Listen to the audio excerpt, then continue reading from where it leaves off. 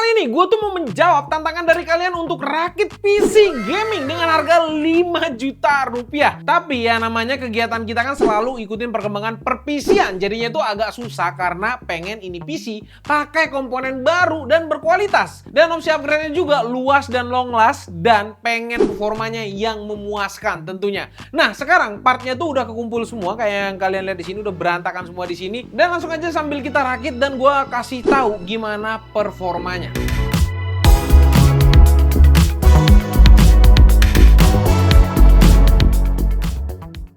Sebenarnya untuk rakit PC gaming 5 jutaan itu ada dua metode yang bisa kita ambil untuk dapat performa yang terbaik di harga 5 jutaan. Sebenarnya tuh kita bisa pakai komponen generasi lama atau pakai second kayak Intel Gen 4 ditambah lagi dengan RX 570 second. Itu harusnya dapat di harga 5 jutaan. Tapi kekurangannya jelas, komponen second itu udah pasti garansinya itu minim atau malah udah habis. Kalau komponen lama pun pasti udah nggak bisa upgrade. Dan yang terakhir nggak bisa rasain teknologi baru kayak M.2, USB 3.0 ke atas gitu kan, atau USB 3 front header. Semuanya itu serba terbatas. Nah, yang mau gua pakai di PC ini, yang akan gua rakit ini, itu komponen yang dipakai adalah komponen-komponen yang modern.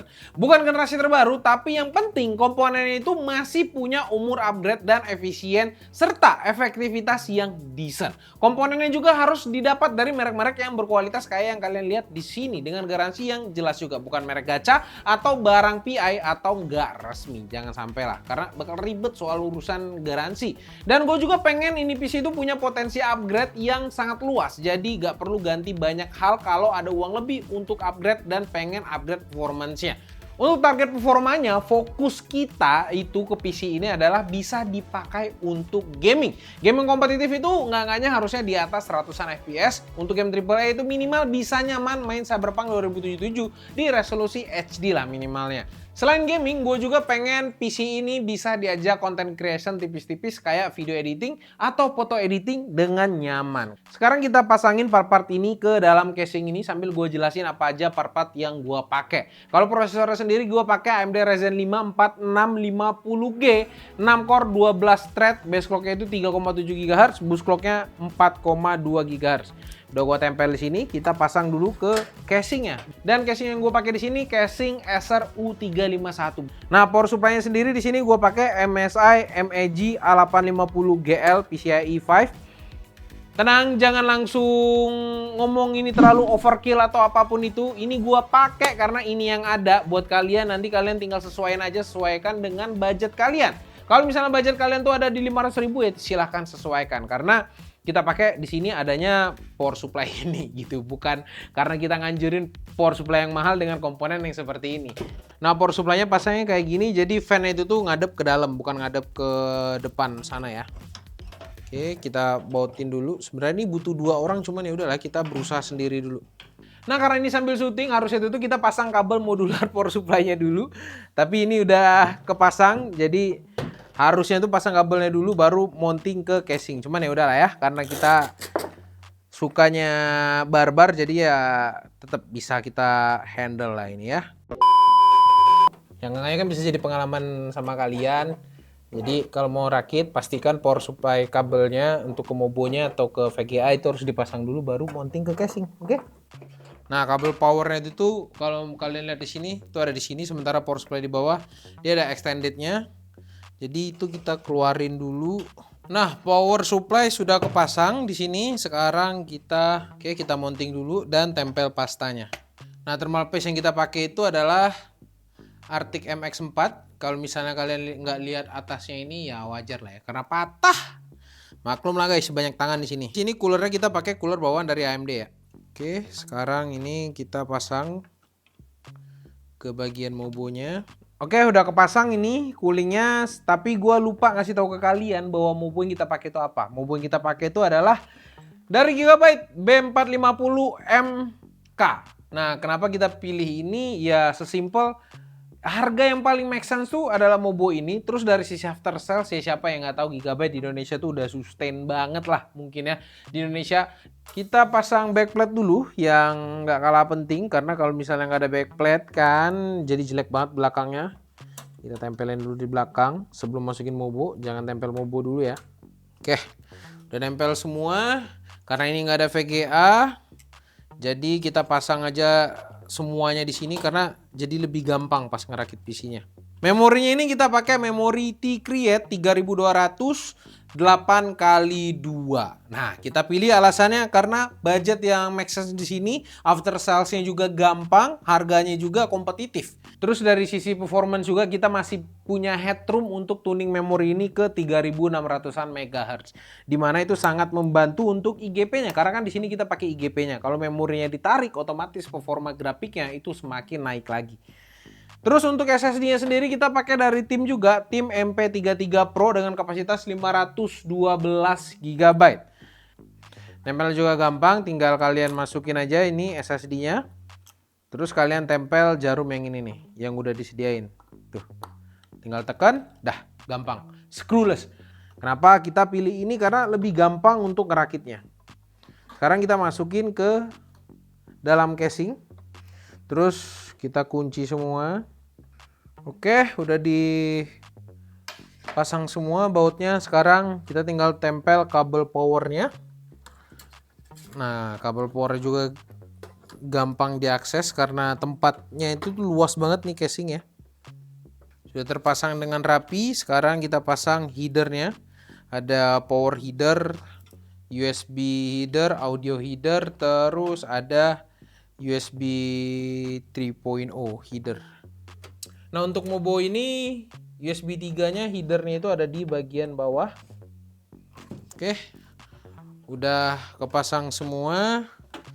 Nah, kira selesai juga ngerakitnya. Kabelnya juga menurut gue sih sudah cukup rapi ya, tapi boleh kalian nilai juga lah ini kabelnya kayak gimana. Harusnya sih udah cukup rapi ya. Cuma balik-balik yang nilai adalah kalian ya, karena kalau gua yang nilai pasti paling cakep adalah rakitan gua. Sebelum gue jelasin ke performance-nya, kita bahas satu-satu dulu. Prosesornya itu kenapa gue pilih pakai Ryzen 5 Pro 4650G. Alasannya itu karena punya 6 core, 12 thread, dan processing powernya ini decent untuk pekerjaan kreatif. Karena kan nggak cuma untuk gaming doang. Tapi kalau buat gaming, GPU Vega bawahan ini udah mumpuni juga buat main berbagai jenis game dengan nyaman. Kenapa nggak pakai 5600G? Nah ini setelah gue pelajarin, performanya itu beda sangat tipis, sekitar 3-5 FPS aja. Jadi dengan harga 400.000 lebih mahal, gue rasa sih lebih worth it yang gue pilih sekarang. Untuk motherboardnya alasannya kita pakai Gigabyte B450MK. Ini alasannya itu sebenarnya sederhana karena motherboard ini dengan chipset B450 yang harganya murah dan sudah punya 8 power pin CPU. Jadi mau upgrade CPU apa aja tuh udah lumayan cukup lah dengan Mobo ini. 8 power pin ini juga gunanya itu untuk suplai daya ke CPU lebih baik. Jadi potensi overclockingnya itu jauh lebih tinggi lagi. Motherboard yang punya 8 power pin CPU juga sudah bisa mengaktifkan PBO. Jadi potensi performanya itu lebih kencang lagi. VRM dan potensi overclocking RAM dari chipset B450 juga lebih baik. Motherboard ini juga nggak pelit fitur. Kayak udah dapat 4 USB 3.0, 2 USB 2.0, dan punya 2 output HDMI dan VGA. Dan punya 1 slot PCIe x16 buat VGA, 1 slot PCIe tambahan x1 yang bisa dipakai buat kalian untuk WiFi atau buat yang lain. Mungkin sound card reader mungkin. Nah, tinggal kalian aja nyesuaiin ya. Dan RAM-nya sendiri gue pakai 8 GB dari tim T-Create dengan speed 3200 MHz. Kalau pakai Ryzen terutama yang menggunakan APU, kecepatan RAM ini sangat-sangat berpengaruh untuk performa PC-nya karena speed Infinity Fabric dari prosesor itu sendiri pakai speed dari memorinya. Jadi 3200 itu paling optimal dari segi price performance. Kalian juga jangan lupa kalau RAM-nya ini dual channel atau 2 keping jauh lebih baik dan stabil performanya daripada 1 keping. Jadi itu alasan gua pilih 16 GB 8x2 dan potensi overclockingnya 3600 MHz dengan memori ini itu sangat mudah didapatkan. Untuk storage-nya sendiri gue pilih pakai NVMe SSD dari tim MP33 Pro sebesar 512 GB. Ini salah satu SSD yang berkualitas dan gue nggak pernah ada masalah sama sekali pakai ini. Banyak banget komputer gue yang pakai ini, komputer kantor pun pakai seri ini karena murmer gitu. Kalau ada masalah juga garansinya itu gampang banget, gak kayak merek gacha yang kalian agung-agungkan mungkin kan. Dan SSD yang gue pakai kali ini adalah PCIe Gen 3 jadi belum Gen 4 karena emang motherboardnya juga belum support. Jadi nggak akan gue paksa pakai Gen 4 dan masih overkill juga untuk spek yang gue rakit saat ini. Karena budgetnya cuma 5 juta jadi gue kasih 1 storage aja, tapi kalian bisa banget nambah storage di kemudian hari, mau itu SSD 2,5 inch atau hard disk sekalian. Untuk power supply sendiri sebenarnya tadi gue udah jelasin kenapa gue pakai yang sekarang ini yang agak overkill ini. Tapi kalau gue bisa kasih rekomendasi power supply 400 watt ke atas yang berkualitas kayak merek Deepcool, FSP, Cooler Master atau yang lain-lainnya. Mungkin bisa komen aja di kolom komentar kalian mau brand apa, mungkin kita bisa kasih feedback juga. Tinggal sesuaiin budget kalian aja. Asal jangan pakai merek-merek yang rawan petasan atau rawan meledak lah bisa kita bilang. Merek-merek yang gue sebutin tadi sebenarnya budget itu ada di sekitaran 400 sampai 500 ribuan dan udah cukup bagus buat kedepannya kalau kalian mau tambah VGA RTX 3050 atau RX 6500 XT.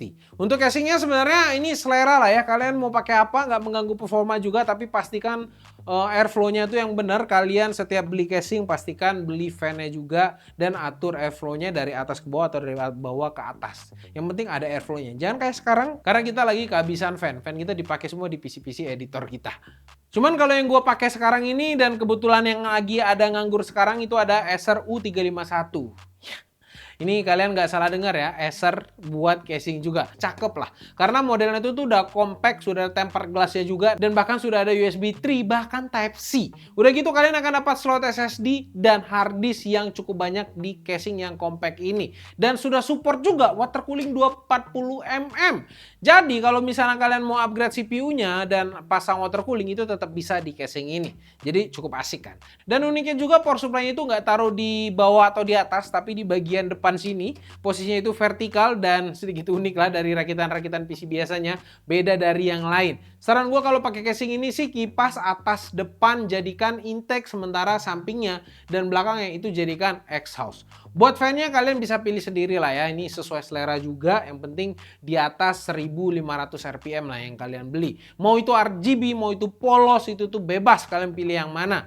Ya kalau saran dari gua Noctua will be better lah. Cuman harganya itu ya harus siap-siap lah. Rakitan gini harga fan-nya mungkin di atas 500. Cuman balik-balik fan pilihan ke kalian.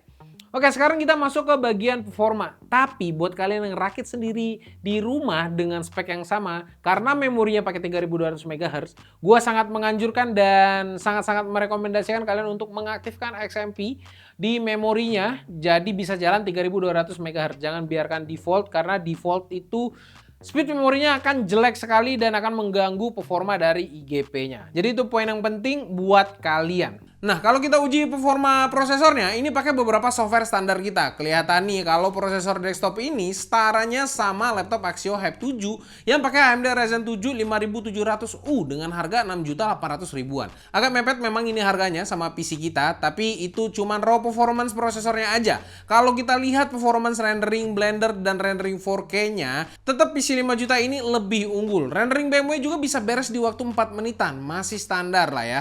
Untuk rendering video 4K di Premiere itu bisa selesai dalam waktu 5 menitan aja pakai preset yang kita gunakan biasanya. Jadi bener lah, ini masih bisa lah dipakai buat rendering atau editing tipis-tipis. Tapi yang sebenarnya seru adalah performa gamingnya nih, karena sudah pakai Radeon Vega 7. Jadi buat game kompetitif bahkan AAA terbaru pun masih bisa diajak main game nih.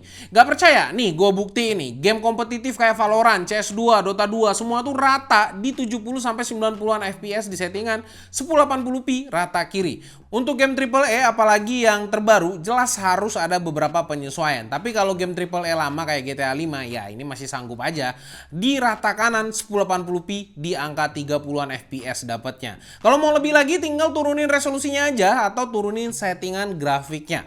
Game Shadow of Tomb Raider juga masih sanggup jalan di settingan lowest 1080p di angka 30-an FPS. Tapi menurut gua sih ini lebih enak dimainin di resolusi Full HD dengan setting low. Jadi gambarnya gak kelihatan burik-burik banget. Yang gua gak nyangka juga awalnya adalah prosesor ini masih sanggup ngangkat game kekinian.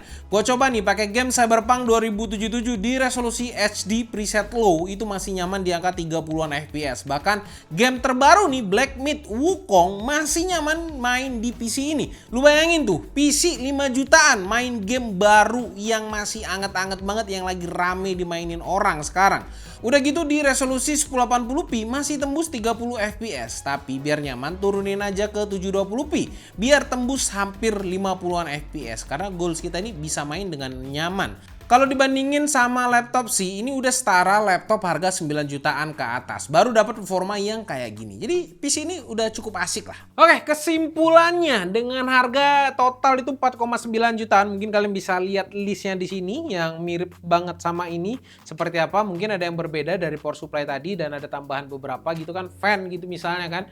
Nah, itu total harganya 4,9 jutaan dan mendapatkan performa yang kayak game kompetitif itu kalian masih bisa dapat di sekitar 100-an FPS di Full HD. Terus AAA kalian masih bisa dapatin sekitar 30-an FPS. Menurut gua sih sudah cukup worth it dengan harga 5 jutaan. Karena di zaman sekarang rakit PC dengan harga 5 jutaan itu tuh cukup susah dan tricky. Dan keunggulan lainnya lagi dengan rakit PC ini, kalian tuh bisa menambahkan GPU. Karena performance prosesornya sendiri itu tuh udah cukup kenceng. Kalian tinggal tempel aja VGA 6500 XT misalnya kan. Itu tuh harusnya tambah kenceng lagi untuk dari sisi gaming. Terus untuk performance content creation sendiri, kalian bisa mendapatkan performa yang cukup decent juga untuk harganya. Dengan kalian rakit PC seperti ini, dengan tambahkan untuk monitor 1,5 juta dan mouse keyboard mungkin jadi total 2 juta, jadi total 7 juta. Kalian susah banget mendapatkan performa seperti ini di laptop. Kalau kalian mau buat setup PC kalian cakep juga dengan casing seharga 400 ribuan, kalian tuh bisa juga karena kan ini kan udah pakai tempered glass dan casing ini nih nggak terlalu gede-gede banget. Kalian taruh di meja kalian, harusnya tuh PC ini akan jadi cakep banget. Nah, tapi menurut kalian gimana? Mungkin kalian bisa komen aja di bawah, kasih pendapat kalian dengan PC 5 jutaan dengan tampilan dan performa yang udah gua jelasin tadi. Langsung aja komen di bawah. Sampai jumpa di video selanjutnya. Kalau misalnya kalian senang dengan konten-konten kali ini, langsung aja komen biar kita buat seri-seri lainnya. Sampai jumpa di video selanjutnya. Gua Rodi. Bye-bye guys.